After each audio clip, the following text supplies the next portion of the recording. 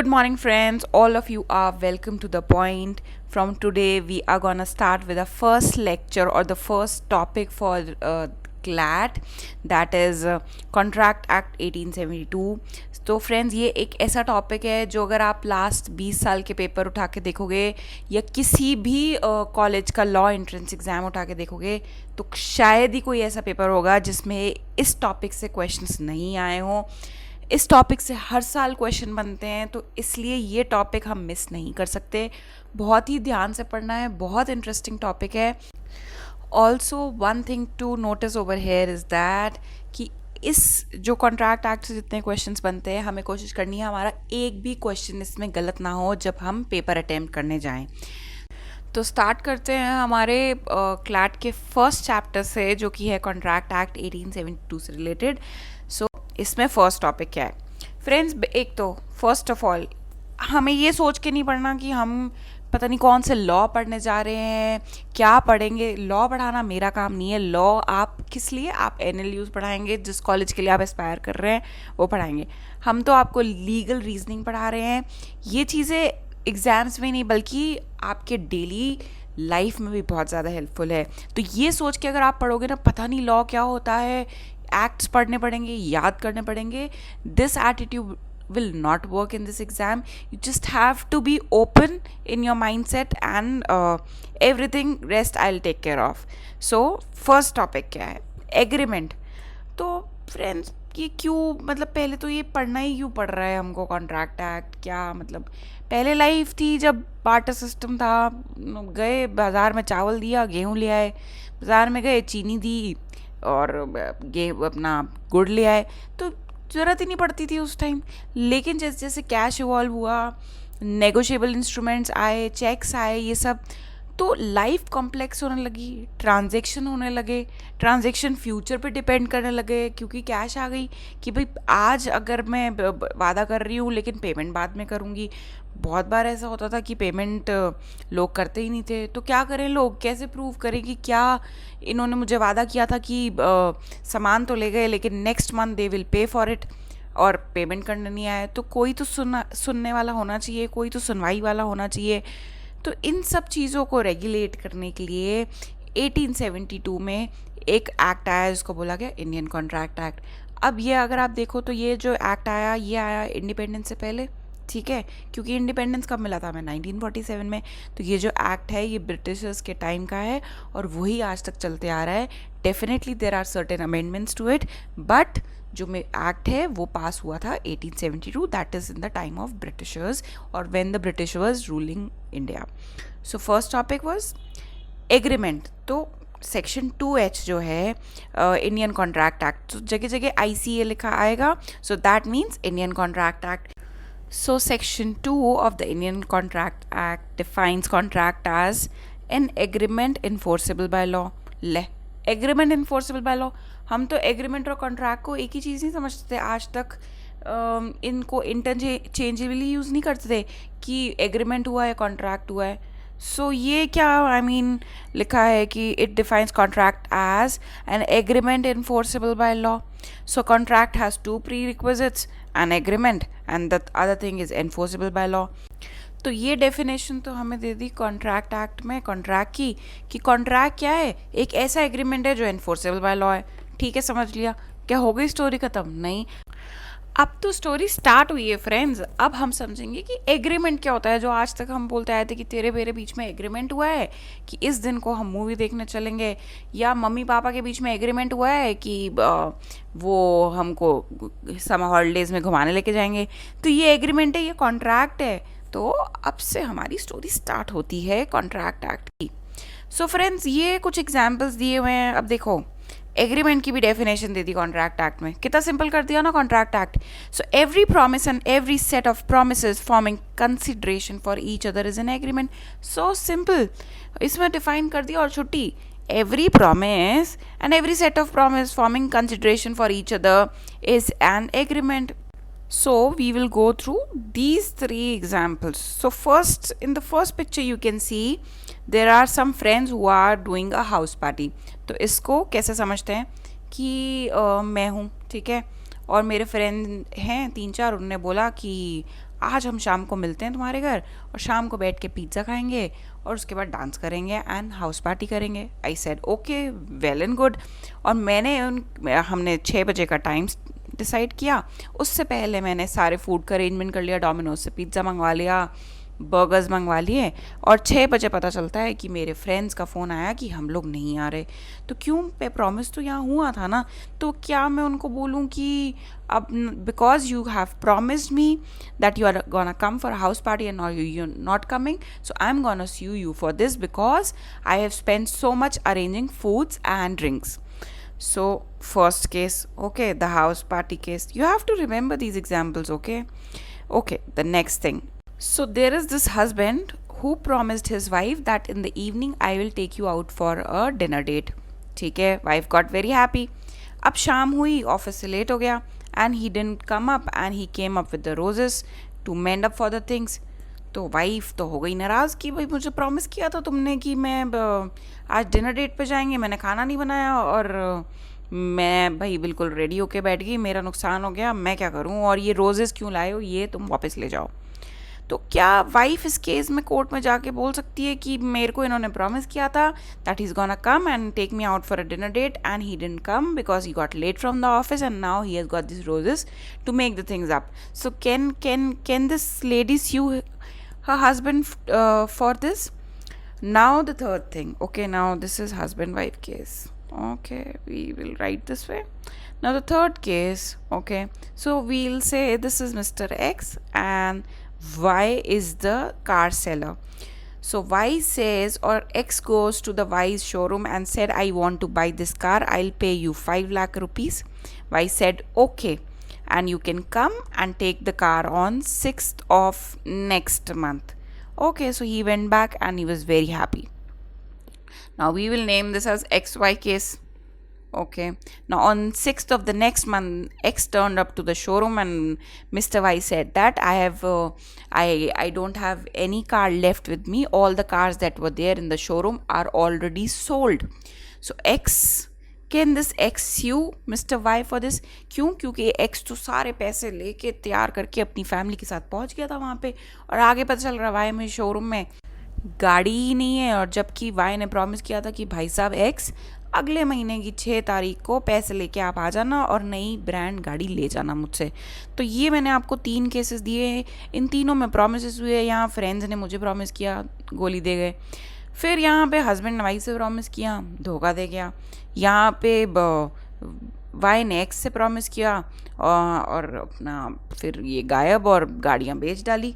तो ये ऐसे कौन से केसेस हैं जिसमें मैं मतलब जो पार्टीज़ हैं वो एक दूसरे को स्यू कर सकती हैं कि उनके प्रॉमिसेस पूरे नहीं हुए। सो फ्रेंड्स, ये तो ऐसे जो ये एग्रीमेंट्स हैं ना, इनको तो बोलेंगे हम सोशल एग्रीमेंट्स। ठीक है, ये जो हस्बैंड टू वाइफ वाला हो गया, ये हो गया डोमेस्टिक, घरेलू बात है ना, घर घर की बात है, डोमेस्टिक। और ये जो हो गया एक्स और वाई के बीच में, ये हुआ कमर्शियल एग्रीमेंट। ठीक है, क्यों? क्योंकि कमर्शियली ले रहे हैं ना मार्केट में, तो ये हुआ कमर्शियल। तो फ्रेंड्स, अब आपने बताया, आप सोच रहे थे ना कि किस में कर सकते हैं स्यू और किस में नहीं कर सकते हैं। तो फ्रेंड्स, ये जो फर्स्ट केस है ना और सेकंड केस, इसमें आप स्यू नहीं कर सकते हैं। क्यों नहीं कर सकते? क्यों भाई, बताया ना, सोशल है और ये डोमेस्टिक एग्रीमेंट है। तो क्या हो गया? क्या सोशल एग्रीमेंट्स और डोमेस्टिक के एग्रीमेंट्स की कोई वैल्यू नहीं? क्या इनको हम स्यू नहीं कर सकते? नहीं कर सकते फ्रेंड्स। और क्यों नहीं कर सकते, रीज़न बताती हूँ। तो फिर से चलते हैं हम डेफिनेशन पे। तो मैंने क्या बोला था, एग्रीमेंट क्या होता है? एवरी प्रॉमिस या सेट ऑफ प्रॉमिस, एक प्रॉमिस या set of multiple promise forming consideration for each other. इस केस में क्या हो रहा था, कंसिडरेशन मतलब एक हाथ दे दूसरे हाथ ले। तो जो ये केस था जहाँ मेरे फ्रेंड्स ने मुझे गोली दी, इन्होंने क्या किया था, इन्होंने प्रॉमिस किया था, सिर्फ इन्होंने किया था। क्या मैंने रिटर्न में इनको कुछ प्रॉमिस किया था?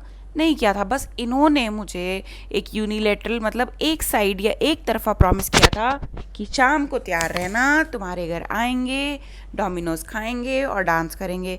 रिटर्न में मैंने कोई प्रॉमिस किया नहीं किया था। तो ये तो यहीं स्टोरी ख़त्म हो गई। ठीक है, क्यों? क्योंकि मैंने यहाँ पे बोला every promise and every set of promise forming consideration for each other. Consideration क्या होता है, मतलब कुछ वो देंगे और उसके रिटर्न में मैं कुछ उन्हें दूंगी। तो ऐसा तो कुछ हो नहीं रहा है यहाँ पे। क्यों? क्योंकि यूनिलेटरल प्रॉमिस था और यहाँ से मेरी तरफ से उनके लिए तो कोई कंसिडरेशन फ्लो नहीं हो रहा था। तो ये तो हो गई चैप्टर ख़त्म। चलते हैं अभी हस्बैंड वाइफ केस पे। हस्बैंड ने फ़ोन किया था ऑफिस से कि शाम को तैयार रहना, मैं आऊँगा और हम डिनर डेट पे चलेंगे, प्रॉमिस, पक्का वाला प्रॉमिस। तो अब लेकिन क्या वाइफ ने रिटर्न में कुछ प्रॉमिस किया था? और क्या उस प्रॉमिस में कुछ ऐसा था कि जो कंसिडरेशन फॉर्म हो रहा हो हस्बैंड के लिए? नहीं, क्योंकि सिर्फ यहाँ तो हस्बैंड ने बोला था ना शाम को तैयार रहना, मैं आऊँगा, डिनर पे जाएंगे। तो ये भी ख़त्म। अब आते हैं हमारे थर्ड केस पे जो है एक्स वाई केस। इसमें प्रॉमिस क्या था? एक्स गया और उसने बोला नेक्स्ट महीने में मुझे गाड़ी खरीदनी है, मैं तुम्हें 5 लाख रुपए दूंगा। तो वाई बोला अगले महीने की 6 तारीख को आ जाना और मैं रिटर्न में तुम्हें गाड़ी दे दूंगा, 5 लाख दे जाना, नई गाड़ी ले जाना। तो क्या कंसिडरेशन फॉर्म हुई एक दूसरे के लिए? यस। क्यों? कैसे? एक्स ने बोला 6 लाख और 5 लाख और वाई ने बोला गाड़ी ले जाना। तो एक दूसरे के लिए एक हाथ दे दूसरे हाथ ले, कंसिडरेशन फॉर्म हुई ना, प्रॉमिस भी हुआ। भाई इसने इसको प्रॉमिस किया पैसे दूंगा, इसने उसको बोला गाड़ी दूंगा। और क्या कंसिडरेशन फॉर्म हुई थी इस एग्रीमेंट में? बिल्कुल हुई थी। किस चीज़ की हुई थी? यहाँ से 5 लाख जाएंगे और यहाँ से जाएगी गाड़ी। तो ये कंसिडरेशन फॉर्म हो गई। तो क्या ये वैलिड एग्रीमेंट है? क्या इस केस में एक्स स्यू कर सकता है वाई को? यस फ्रेंड, बिल्कुल स्यू कर सकता है क्योंकि ये कमर्शियल एग्रीमेंट है और इसमें जितनी भी नीड्स थी, नेसेसिटीज़ थी एक वैलिड एग्रीमेंट की, वो भी फुलफिल हो रही है। क्या? एवरी प्रॉमिस और set of promise forming consideration for each other is an agreement. ठीक है। अब क्या ये एग्रीमेंट बाद में जाके कॉन्ट्रैक्ट कहलाया जाएगा? क्योंकि आप एग्रीमेंट के बेसिस पे तो स्यू कर नहीं सकते हो। क्या ये कॉन्ट्रैक्ट होगा? ये हम धीरे धीरे समझेंगे जैसे जैसे हम अपने चैप्टर में आगे बढ़ेंगे। बट एज ऑफ नाउ आपको क्या समझ आई कि जो ये कमर्शियल एग्रीमेंट है और forming consideration for each other, इस केस में हम कोर्ट को अप्रोच कर सकते हैं। सोशल केसेस और डोमेस्टिक केसेस में, डोमेस्टिक एग्रीमेंट्स में हम नहीं जा सकते। ऐसे तो रोज़ ही हम कोर्ट में खड़े हो, कोर्ट में लाइन लगी हो, पहले ही हमारा जो इंडियन जुडिशरी सिस्टम है इतना ओवरलोडेड है काम से, अगर ऐसे ही रोज़ हस्बैंड वाइफ पहुँचने लग गए तो फिर मुझे बोलने की ज़रूरत ही नहीं है कि क्या होगा। नेक्स्ट एक प्रैक्टिस क्वेश्चन कर लेते हैं, ठीक है? इससे थोड़ा कॉन्फिडेंस भी बूस्टअप हो जाएगा। एक ये जो जितने भी प्रैक्टिस क्वेश्चन है ये मैंने प्रीवियस ईयर पेपर से उठाए हुए हैं, सो वील सी कि कुछ समझ आई है कि नहीं आई है इतना बोलने के बाद भी। चलो, a person A agrees to sell his house to a person B for 50 lakhs। This is an example of, अब ये क्या है? कॉन्ट्रैक्ट हुआ, एग्रीमेंट हुआ, neither a contract nor an agreement, it is a contract as soon as A gets the money. क्या था ये? ए ने बोला मैं तुम्हें अपना घर बेचना चाहता हूँ 50 लाख में, ठीक है? ऐसे आप सड़क चलते जा रहे हो, आपने किसी को बोला देखिए बहन जी ऐसा है कि मैं अपना घर आपको 60 लाख रुपए में बेचना चाहती हूँ। तो उसने सुन ली ना बात। क्या उसने उसमें हाँ भरा कि ठीक है हाँ बेचना चाहती हो, अगले महीने या कल मैं सुबह 60 लाख रुपए लेके आती हूँ और मुझे अपना घर बेच देना? नहीं, आपने बोला, उसने सुन ली, बात खत्म, वो अपने रास्ते आप अपने रास्ते। क्या हुआ? ये एग्रीमेंट हुआ। भाई कंसिडरेशन तो आ रही थी ना बीच में, प्रॉमिस भी कर रहा था ये, ठीक है? लेकिन क्या बी ने रिवर्स प्रॉमिस किया? नहीं ना। क्या बी ने हाँ भरी कि ठीक है कल मैं पैसे लेके आता हूँ, मैं आपको पैसे दूंगा, आप अपना घर मेरे को बेच देना? नहीं। क्यों? क्योंकि जब भी हमें एग्रीमेंट चाहिए होता है जो उसके लिए एक्सेप्टेंस होनी ज़रूरी है। बी ने क्या इस एग्रीमेंट को एक्सेप्ट किया था? नहीं किया था। तो आंसर क्या होगा? ना ही ये कॉन्ट्रैक्ट है ना ही ये एग्रीमेंट है। क्योंकि ऐसे तो आप हर एक कोई सड़क चलते बोलते रहो क्या मेरी तुम गाड़ी 5 लाख में सुबह लोगे, या मैं अपनी गाड़ी तुम्हें बेचना चाहता हूँ 5 लाख में। अगर अगला नहीं आया नेक्स्ट डे पैसे लेके, आप तो पकड़ के स्यू कर दोगे कि मैंने तो कल इनको बोला था और ये आए ही नहीं। इसलिए फ्रेंड्स क्या एक्सेप्टेंस ऑफ एग्रीमेंट बहुत ज़रूरी है। सामने वाले ने एक्सेप्ट ही नहीं किया तो आपके लिए एग्रीमेंट कैसे बन गया? आज मैं आपको बोल रही हूँ कि आप मेरे से क्या लीगल रीजनिंग पढ़ेंगे। एक तो ये हो गया, मैंने आपसे पूछा, आपके पास ऑप्शन है हाँ या ना, और एक में बोल दिया मैंने अनाउंस किया मैं लीगल रीजनिंग पढ़ा रही हूँ 2000 रुपये में, और कोई स्टूडेंट ही नहीं आया कल से। भाई मैं क्या स्यू करती रहूँगी हर क्लैट वाले स्टूडेंट को? नहीं ना। क्यों? किसी ने एग्री नहीं किया था मुझसे पढ़ने के लिए। एज एंड वैन किसी ने अग्री किया और बोला कि कल सुबह मैं आपके पास 2000 रुपीज़ लेके आऊँगी और मैम आप मेरे को पढ़ा देना, तो ये क्या हुआ, और मैंने अगर इसको राइट डाउन कर लिया और हमने इसमें कॉन्ट्रैक्ट एंटर कर लिया और फिर अगर वो स्टूडेंट नहीं आए तो मैं उस स्टूडेंट को स्यू कर सकती हूँ। ऐसे थोड़ी स्यू कर दूंगी। राह चलते मैंने बोला मैं लॉ पढ़ाती हूँ, मैं लीगल रीजनिंग पढ़ाती हूँ, क्लैट के लिए प्रिपरेशन कराती हूँ, आप क्या आप पढ़ोगे 2000 रुपये में? सामने वाले ने कोई जवाब नहीं दिया, मैं पहुंच गई कोर्ट। कोर्ट बोलेगा मैडम आप प्लीज़ जाइए, पहले अपने कॉन्सेप्ट्स क्लियर करिए और फिर आना आप यहाँ पे आप स्टूडेंट्स को पढ़ाना, है ना? ये तो जोक हो जाएगा ना मेरे साथ। चलिए ठीक है, समझ आइए आपको। चल स्लाइड पे।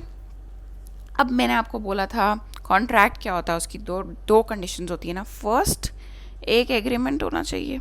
अब एग्रीमेंट तो हमने पढ़ लिया एग्रीमेंट क्या होता है, और वो एग्रीमेंट होना चाहिए एनफोर्सेबल बाय लॉ। ठीक है, अब ये एनफोर्सेबल बाय लॉ क्या होता है? Enforceability means anything enforceable by law of the land. For an agreement to become a contract it should be enforceable by law. भाई एग्रीमेंट को कॉन्ट्रैक्ट में बदलना है तो दो कंडीशंस पूरी करनी पड़ेंगी। एक तो एग्रीमेंट वैलिड होना चाहिए और दूसरा एनफोर्सेबल बाय लॉ होना चाहिए, which means that an aggrieved party can move to the court for loss cause to him due to the breaking of the promise. ऐसा एग्रीमेंट जिसमें फर्स्ट एक तो वो एनफोर्सेबल बाय लॉ हो और जब वो एग्रीमेंट टूटे तो दूसरे व्यक्ति को नुकसान हो। जैसे कि एक्स और वाई वाला केस पे चलते हैं फिर से, ठीक है ना। वाई ने बोला था कि मुझे गाड़ी चाहिए, ये 5 लाख में गाड़ी मैं ख़रीदता हूँ। तो एक्स ने बोला था अगले महीने की 6 तारीख को आ जाना और ये गाड़ी ले जाना, 5 लाख दे जाना, गाड़ी ले जाना। अब जब वाई भाई साहब आए 6 को तो देखा गाड़ी नहीं है। इतने दिन से वेट कर रहे थे, ट्रैवलिंग में प्रॉब्लम आ रही थी, ऊबर ओला यूज़ कर रहे थे, बिल बढ़ रहे थे, इस चक्कर में उन्होंने कहीं और भी गाड़ी नहीं ली। क्या पता कहीं पे स्कीम भी थी गाड़ी, वो हाथ से छूट गई। क्यों? क्योंकि एक्स ने प्रॉमिस किया था 6 तारीख को आ जाना और गाड़ी ले जाना। तो क्या हुआ, जो अग्रीव पार्टी थी, अग्रीव पार्टी मतलब जिसको नुकसान हुआ, तो वो स्यू कर सकती है। हाँ कर सकती है। क्यों? क्योंकि उन्हें नुकसान हुआ था, क्योंकि एक्स ने प्रॉमिस ब्रेक करा, धोखा दिया, झूठ बोला, प्रॉमिस फुलफिल नहीं किया। तो इस केस में जो वाई हैं वो कोर्ट जा सकते हैं। Only agreements of commercial nature can be enforceable by law and those which are of social और domestic nature can not be enforced by court. ये मैं आपको बता चुकी हूँ, वरना तो कोर्ट में लाइन लग जाए अगर डोमेस्टिक केसेस भी पहुँचने लग जाए कि भाई हस्बैंड ने बोला था, पर अब वाइफ ने प्रॉमिस कर दिया आज मैं तुम्हारा फेवरेट खाना बनाऊंगी, हस्बैंड आए और वाइफ ने तो कुछ बनाया ही नहीं रखा जी। तो क्या हस्बैंड जी पहुंच जाएंगे कोर्ट? नहीं पहुंचेंगे, लाइन लग जाएगी कोर्ट में, क्योंकि रोज़ ही ऐसे पता नहीं कितने केसेस होते हैं। हमारे मम्मी पापा भी रोज़ ही ऐसे देख रहे होते हैं, मम्मी ने प्रॉमिस किया, पापा को पूरा नहीं किया, पापा ने मम्मी को प्रॉमिस किया नई साड़ी दिला के लाएंगे, गए नहीं। ठीक है, इन चीज़ों के लिए हम कभी भी कोर्ट नहीं जाते। कोर्ट बोलते हैं आप ये घर का मामला है, घर में ही निपटा लीजिए। ठीक है, so only those cases which are of commercial nature can be enforced by law and those which are of social और domestic nature can not be enforced by the court. कुछ कन्फ्यूजन है, मुझे नहीं लगता अभी तक क्या पढ़ा बहुत जनरल था, आगे भी ऐसी जनरल चीज़ें हैं। लॉयर बन के नहीं जाना है वहाँ पे, लॉयर तो वो बनाएंगे ना कॉलेज वाले, हम थोड़ी बनाएंगे, हम तो सिर्फ आपको वहाँ तक पहुँचा देंगे। ठीक है, चलते हैं नेक्स्ट साइड पे। अब ये ऑफर क्या है? अभी पढ़ा हमने एग्रीमेंट, एनफोर्सेबिलिटी ऑफ लॉ भी पढ़ ली, अब ऑफर क्या चीज़ होती है? So we will go through the definition of offer as per ICA, that is Indian Contract Act. तो क्या लिखा है उसमें? When one person signifies to another his willingness to do or abstain from doing anything with a view to obtaining the assent of the other to such act or abstinence, he is said to make a proposal. The words proposal and offer can be used interchangeably. तो offer क्या होता है? जब आप किसी को offer रखते हो, क्या आप मेरे साथ घूमने चलेंगे, क्या आप मेरे साथ पिज्ज़ा खाएंगे, क्या आप मेरे घर आना पसंद करेंगे, ये सब क्या है? ऑफ़र रख रहे हो, प्रपोज़ल रख रहे हो। मेरे ख्याल से प्रपोज़ल आपकी एज में मुझे समझाने की ज़रूरत नहीं है क्या होता है। अब वो वाला प्रपोज़ल प्लीज़ यहाँ मत लाना, बट प्रपोज़ल और ऑफ़र एक ही बात होती है। क्या आप मेरे साथ मूवी देखने चलेंगी, तो ये क्या आप एक प्रपोज़ल रख रहे हो, एक ऑफ़र रख रहे हो। ठीक है, अब ऑफ़र कुछ करने के लिए ही नहीं होता, बट ऑफ़र हम कुछ ना करने के लिए भी देते हैं। एक छोटा सा एग्जाम्पल, अब हम सबकी मम्मी बोलती हैं ऐसे कि तुम बाहर का खाना खाना छोड़ दो, मैं तुम्हारा फेवरेट खाना घर पे बनाऊंगी। ठीक है। तो मम्मी ने क्या ऑफ़र रखा, तुम्हारा फेवरेट खाना घर पे बनाऊंगी। किस लिए? जब तुम बाहर का खाना खाना छोड़ दोगे। तो वो यहाँ किस लिए रोक रही हैं? किसी चीज़ पे तुमको करने के लिए नहीं। एक तो ये ऑफ़र होता कि क्या तुम मेरे साथ चलोगे, तो ये तो हुआ पॉजिटिव।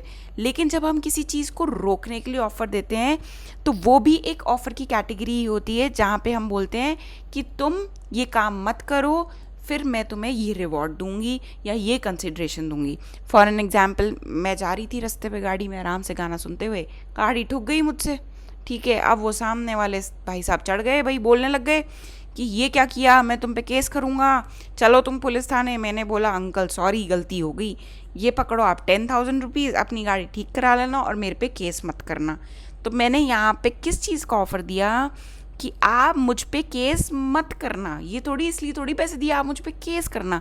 मैंने यहाँ पे ऑफ़र दिया मुझ पे केस मत करना, अगर आप मुझ पे केस नहीं करोगे तो मैं आपको 10,000 रुपये देती हूँ, आप गाड़ी जाके ठीक करा लेना। तो ऑफ़र कुछ करने के लिए ही नहीं होता, ऑफ़र कुछ ना करने के लिए भी होता है।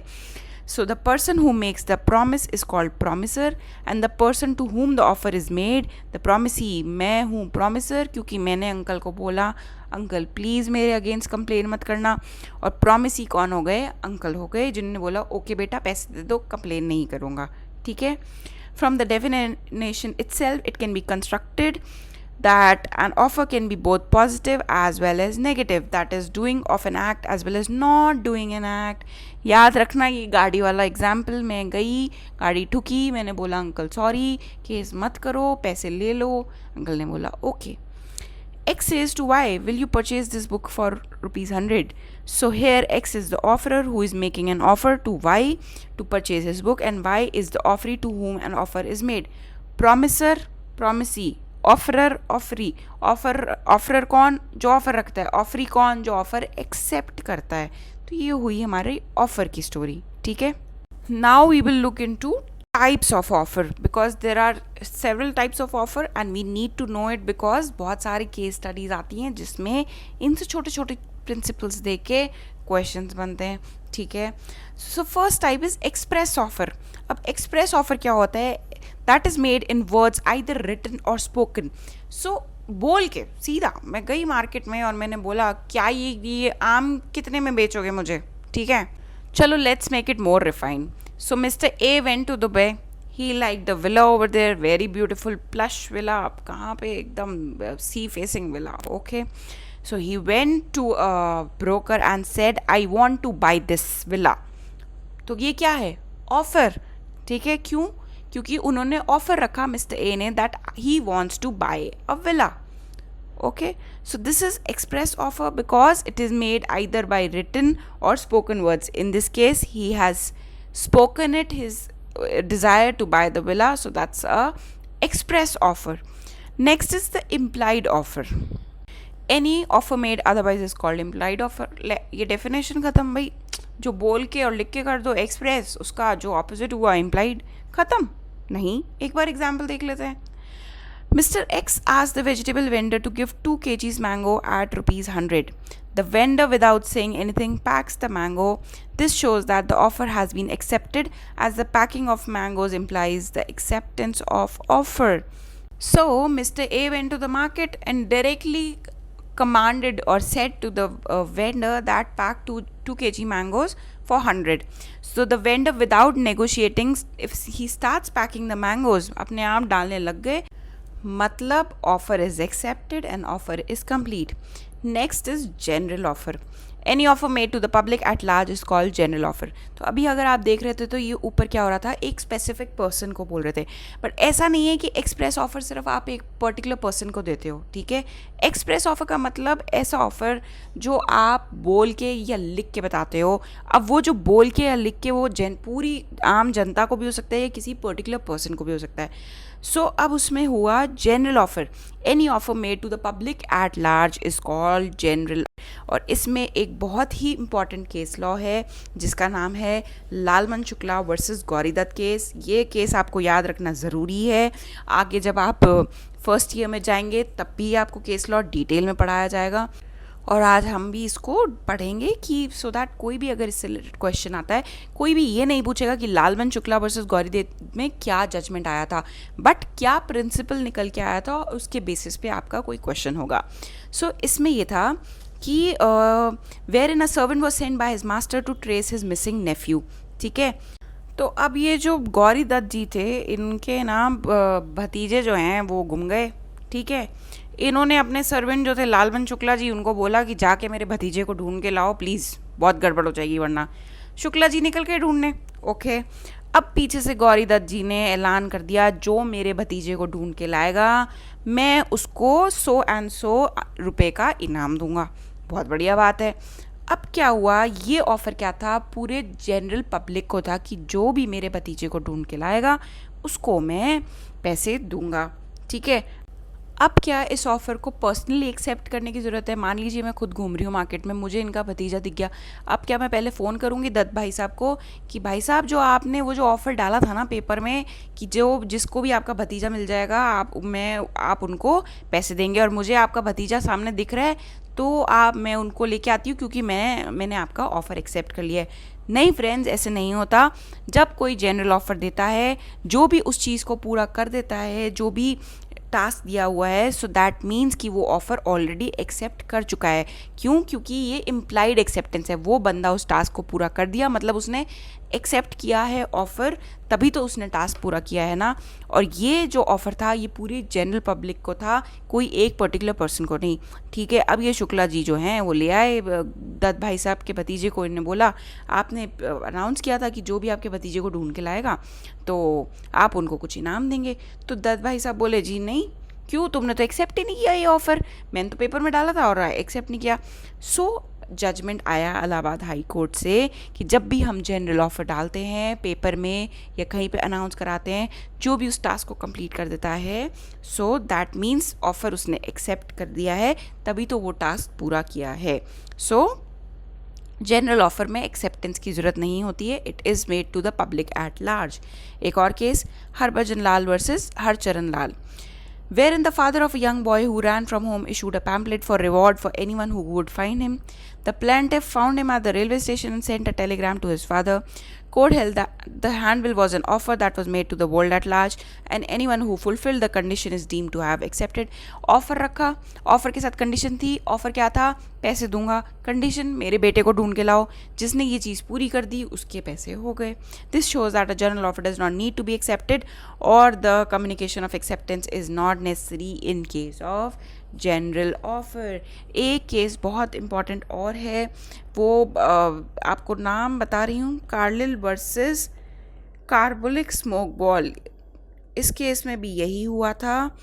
बाहर की कंपनी है, कार्लिल एक लेडी का नाम है और कार्बोलिक स्मोक बॉल एक कंपनी है जो एक मेडिसिन बनाती थी. उन्होंने बोला जो भी मेरी मेडिसिन को खाएगा उनको कभी भी एक डिज़ीज़ जो था वो नहीं होगा तो कंपनी उनको मुआवजा देगी या उनको मतलब उसके लिए कंपनसेट करेगी. अब कार्लिल ने वो खाया, उसको फिर उस खाने के बाद भी हो गया.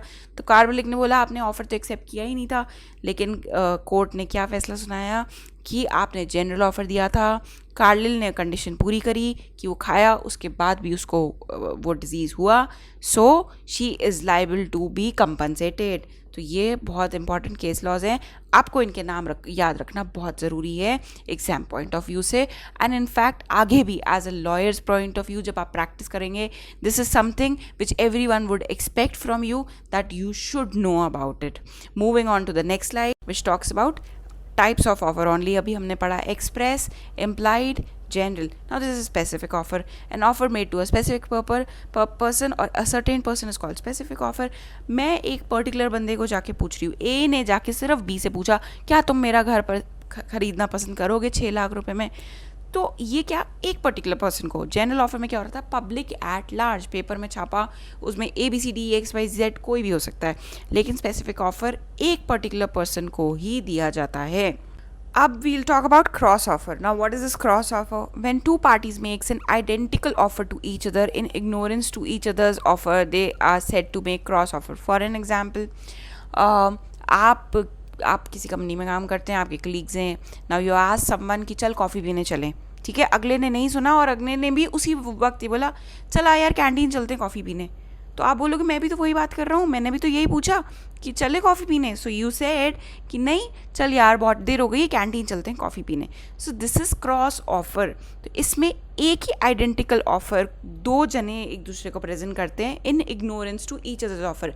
क्यों? क्योंकि जब आपने पहले बोला था चला यार कॉफ़ी पी के आते हैं, तो दूसरे जो आपका कलीग है उन्होंने सुना नहीं और उन्होंने बोला यार चल बहुत देर हो गई, कैंटीन चलते हैं कॉफ़ी पी आते हैं। सो क्या था, ऑफ़र एक ही चीज़ का था जो कि कॉफ़ी, लेकिन दोनों ने एक दूसरे को ऑफ़र दिया एक ही चीज़ के ऊपर। सो दैट इज़ क्रॉस ऑफर।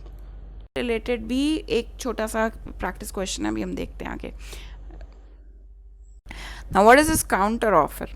ठीक है, अब इसको हम फिर से अपनी डेली लाइफ से रिलेट करते हैं। मान लीजिए आप सब्जी लेने गए, ठीक है, अब आप हैं ए, आप गए सब्जी लेने, वेंडर के पास, ये हो गया वेजिटेबल वेंडर। आपने फर्स्ट क्वेश्चन उठाया आलू का क्या भाव है, how much is the potatoes for. So vegetable vendor said 20 rupees पर केजी। ओके, तो ऑफ़र किसने रखा? वेजिटेबल वेंडर ने। क्या आप मेरे से आलू खरीदोगे? मेरे आलू बेचने का भाव है 20 रुपीज़ पर KG. So in this case who is the offeror? Vegetable vendor is the offerer because he has offered to sell his potato for 20 kgs। ठीक है, अब आपने बोला कि नहीं नहीं 20 kgs नहीं, 18 रुपये पर किलो, 18 रुपीज़ पर केजी। ठीक है, तो ये क्या हुआ? यहाँ तो ये ऑफ़र था, आपने क्या रखा? काउंटर ऑफ़र रखा। और इस केस में आप क्या बन गए? आप ऑफरर बन गए। क्यों? क्योंकि आपने इसके ऑफ़र को रिजेक्ट करते हुए नया ऑफ़र रखा और आपने बोला 18 रुपीज़ पर केजी। सो फर्स्ट केस में जब ऑफरर जो वेजिटेबल वेंडर था उसने बोला 20 रुपीज़ पर केजी, सो यहाँ ऑफरर था और आप थे ऑफरी। ठीक है, आपको ये ऑफ़र अच्छा नहीं लगा, आपने इस पर काउंटर ऑफ़र रखा, बोला 18 रुपीज़ पर केजी। तो यहाँ पे ऑफरर आप हो गए और ऑफरी हो गए vegetable vendor. If he PACS it तो मतलब ऑफ़र एक्सेप्टेड। अगर मान लीजिए फिर से ही बोले नहीं नहीं भाई साहब 19 रुपये पर केजी, ठीक है, तो अब फिर से कौन ऑफरर बन जाएगा? यहाँ पे, क्योंकि जो ऑफ़र रखता है वो ऑफरर होता है। ऑफ़र पहले यहाँ वेंडर रख रहा था, नेक्स्ट केस में आपने बोला, अब यहाँ पे प्राइस नेक्स्ट थर्ड केस में अगेन वेजिटेबल वेंडर बोल रहा है नहीं नहीं 19 रुपीज़ पर केजी और आप ले लो। ठीक है, तो ये हो गया इस केस में फिर से वेजिटेबल वेंडर ऑफरर बन गया। सो इसको बोलते हैं काउंटर ऑफर। और अब हम एक सा प्रैक्टिस क्वेश्चन भी डिस्कस कर लेते हैं। प्रिंसिपल देखिए बिल्कुल उसी फॉर्मेट में क्वेश्चंस हैं, ये पुराने प्रीवियस ईयर क्वेश्चंस हैं, इस फॉर्मेट में क्वेश्चंस आएंगे। अब रीडिंग कॉम्प्रिहेंशंस भी दे दी गए हैं, बट आपको प्रिंसिपल वो डिफाइन करेंगे। प्रिंसिपल क्या है? An offer made by one party when accepted by another makes it a contract. तो ये हो गया प्रिंसिपल, ये आपको मैं पढ़ा चुकी हूँ। इसके बेसिस पे क्वेश्चन है, P offer to sell his house for ₹20 lakhs to R told P that he was interested to buy a house for 15 lakhs only. क्या ये वैलिड ऑफर है? नहीं, ये वैलिड ऑफ़र नहीं है। क्यों नहीं है? क्योंकि जो ऑफ़र पी ने रखा था 20 लाख में वो कैंसिल हो गया और अब नया ऑफरर कौन बन गया? आर बन गया और उसने बोला क्या तुम मुझे ये घर बेचोगे 15 लाख में? तो फ्रेंड्स ये क्रॉस ऑफर नहीं हुआ। क्यों? क्योंकि यहाँ पे कंसिडरेशन की वैल्यू चेंज हो गई, या ये हुआ काउंटर ऑफर। क्यों? क्योंकि आर ने बात वही बोली लेकिन प्राइस चेंज कर दिया और बोला 15 लाख में क्या ये घर तुम मुझे बेचोगे? तो ये वैलिड ऑफर हुआ? नहीं हुआ, क्योंकि it is because a counter offer was made by R in this case. I hope आपको क्लियर हो गया होगा। क्रॉस ऑफर और काउंटर ऑफर में कंफ्यूज नहीं होना। क्रॉस ऑफर में जो सब्जेक्ट मैटर रहता है वो आइडेंटिकल होता है, कोई चेंजेस नहीं होते। काउंटर ऑफर में भी सब्जेक्ट मैटर सेम रहता है लेकिन कंसिडरेशन चेंज हो जाता है या टर्म्स एंड कंडीशंस कॉन्ट्रैक्ट की चेंज हो जाती हैं। ठीक है, आज के लास्ट टॉपिक पे जो है इनविटेशन टू ऑफर। अभी तक हम क्या पढ़ रहे थे? ऑफर क्या होता है, ऑफर कैसे देते हैं, ऑफरर कौन होता है, ऑफरी कौन होता है। No, what is this invitation to offer? ठीक है, and invitation to offer is not an offer. अरे, invitation to offer is not an offer but an indication of person willingness to negotiate a contract. अब जैसे हम parents को बोलते हैं ना कि वो कहीं बहुत टाइम से कह रहे होते हैं कि क्लास में आप फर्स्ट आना, आप बोलते हो ठीक है मुझे थोड़ी सी रिश्वत दो, देखते हैं कब कन्विंस होते हैं। तो पापा बोलते हैं ठीक है बाइक दिला दूंगा, मम्मी बोलती है पक्का फॉर हॉलीडे, सिस्टर बोलती है चल मैं ऐसा करूँगी मैं तुझे नया फ़ोन ले दूँगी। तो ये क्या हो रहा है? आपने इनवाइट किया है कि आओ मुझे ऑफ़र दो ताकि जो आपकी विश है मैं वो फुलफ़िल कर सकूं। तो ये क्या हुआ, आप इनवाइट कर रहे हो उनको आपके सामने ऑफ़र रखने की, ठीक है। तो इसका बेस्ट एग्जांपल आपको देती हूँ, ऑक्शन। ऑक्शन क्या होता है, इनविटेशन टू ऑफ़र। आप आओ, इस चीज़ की बोली लगाओ, अलग अलग देखिए, मान लीजिए मुझे एक पीस ऑफ लैंड बेचना है और मैंने इसका बोला मुझे इसकी ऑक्शन करनी है सो एंड सो डेट को, आप लोग आ जाना इस प्लेस पे। अब यहाँ पे ए बी सी डी और ई आए, ठीक है। अब ये क्या है, ये मैंने जो यहाँ पे पेपर में दिया था ये इनविटेशन टू ऑफ़र, आओ और मुझे ऑफ़र रखो, मैं सोचूंगी अगर मुझे ऑफ़र लगा तो मैं आपको लैंड बेच दूंगी। ए ने बोला 10 lakhs, ठीक है, ए ने ऑफ़र रखा I will by the land for 10 lakhs। सी बोले नहीं 12 lakhs, ठीक है। बी बोले 8 lakhs। तो ये क्या हो रहा है, यहाँ पे ये सब लोग इंडिविजुअली मेरे साथ एक कॉन्ट्रैक्ट करने की कोशिश कर रहे हैं। और कॉन्ट्रैक्ट करने की कोशिश कैसे कर रहे हैं, वो मुझे ऑफ़र रख रहे हैं। ए इंडिविजुअल कैपेसिटी में मुझे ऑफ़र रख रहे हैं, मुझे 10 लाख, क्या ये तुम मुझे 10 लाख में बेच दोगे। सी बोलते हैं नहीं, तुम मुझे क्या ये 12 लाख में बेच दोगे। बी आए और उन्होंने बोला क्या ये लैंड तुम मुझे 8 लाख में बेच दोगे। तो इस केस में ये सब ऑफरर हो गए, ठीक है। और मैं क्या हो गई, ऑफरी। मैंने सिर्फ इनवाइट किया था आओ और मुझे ऑफ़र दो, मुझे कन्विंस करो, या मुझे एक ऐसा ऑफ़र, ल्यूक्रेटिव ऑफ़र दो कि मैं ये कॉन्ट्रैक्ट तुम्हारे साथ करूं और अपना लैंड तुम्हें बेच दूं। सो ये सिचुएशन होती है इनविटेशन टू ऑफ़र की, और इसका बेस्ट एग्जाम्पल होता है ऑक्शन। अदर एग्जाम्पल होता है printed catalogue indicating the price of various items. जो कैटलॉग आते हैं ना जो होलसेलर्स के, so and so thing for इतने इतने की और ये इतने इतने की, तो वो कैटलॉग दिया होता है, ठीक है। तो ये क्या है, इनविटेशन टू ऑफ़र। उसके बाद जो रिटेलर होता है वो जाके जो होलसेलर उनको बोलता है मैं 1000 पीसेस का कॉन्ट्रैक्ट करना चाहता हूँ, बताओ कितने में दोगे। ऑफ़र रखा, ऑफ़र, ठीक है। और जो कैटलॉग क्या था, इनविटेशन टू ऑफ़र, आओ और मुझसे पूछो कि क्या ये सामान इतने में दोगे। So that is the situation of invitation to offer. Offer में कंफ्यूज और इनविटेशन टू ऑफ़र में कंफ्यूज बिल्कुल भी नहीं होना है। ऑफ़र अलग चीज़ है और इनविटेशन टू ऑफ़र कैसे याद रखोगे, पेरेंट्स की विश फुलफ़िल करनी है, आप उनको बोल रहे हो ठीक है आप बोलो ऐसा क्या लेके दोगे आप मुझे कि मैं इतनी मेहनत करूं और मैं एग्ज़ाम में फर्स्ट आ जाऊं। So that is invitation to offer my friends.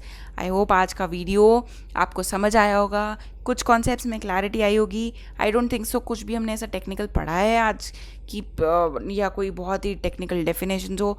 हर चीज़ इतनी स्मूथ तरीके से हम पढ़ते जाएंगे और ऐसे ही करते देखते देखते आपका क्लैट का कोर्स जो लीगल रीजनिंग का है वो आपके by the end of this course tips पे होगा। So friends, for the today's video, thank you so much for your patience listening.